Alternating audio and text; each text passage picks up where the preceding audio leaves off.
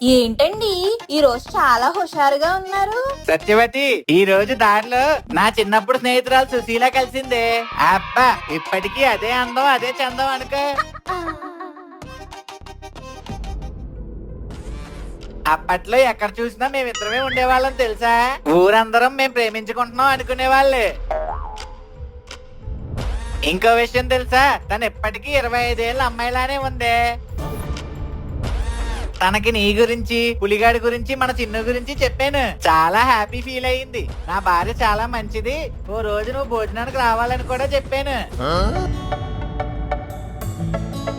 ఏమంటావ్? ఓ రోజు భోజనానికి పిలుద్దామా?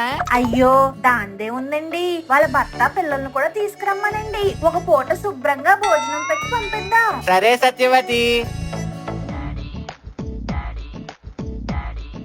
అమ్మా, కొంచెంలో తప్పించుకున్నాను, లేదంటే ఓం నమ శివాయే. సబ్స్క్రైబ్.